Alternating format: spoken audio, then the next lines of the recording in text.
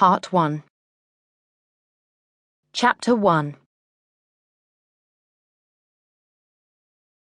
I got to school to find Lucy rummaging through her locker like it was a lucky dip. "What have you lost this time, Lucy?" "That chemistry sheet. Chambers'll kill me."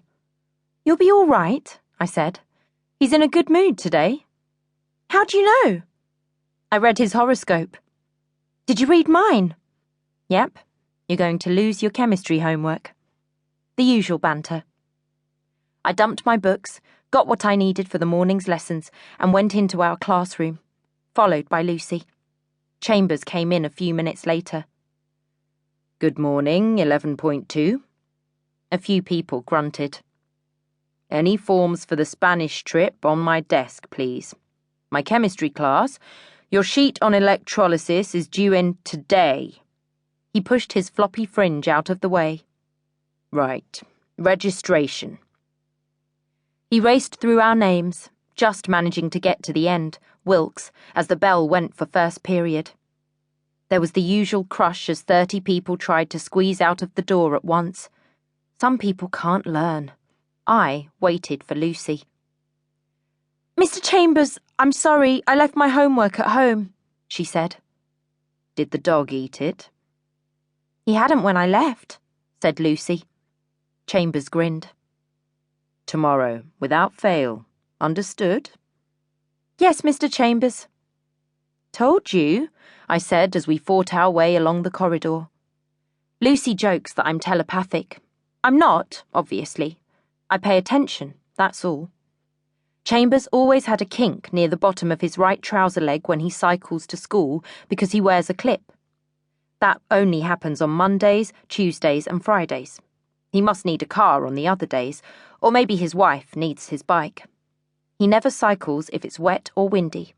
If he arrives by bike, he is noticeably more cheerful. At least to start with. It was a still, sunny Monday at the end of September. Not magic, logic. It's a habit now, being aware of everyone and everything, but wasn't always. When I was small, Mum used to say I lived in a world of my own, because I'd spend hours making up stories with my dolls and Build-A-Bears. Before I went to school, she had an attack of conscience, and a trail of kids came round to play with me. But I either ignored them or told them off for touching my toys.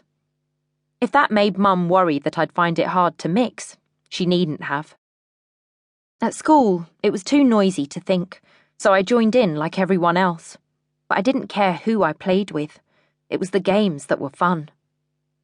That changed when Lucy and I got thrown together. We were the most frequent visitors to the library because we'd both read all the books in the classroom. On our journeys across the playground, she'd update me on the story she was writing about a robot girl. I was impressed, capital I.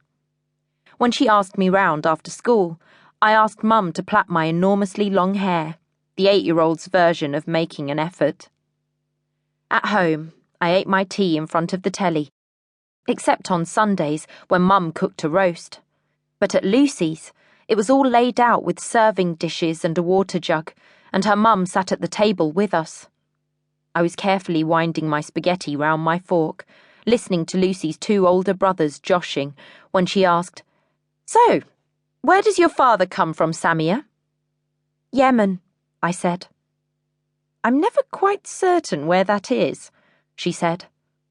"Under Saudi Arabia," I replied, remembering Dad pointing it out before one of the trips he made there every few years. "Gosh!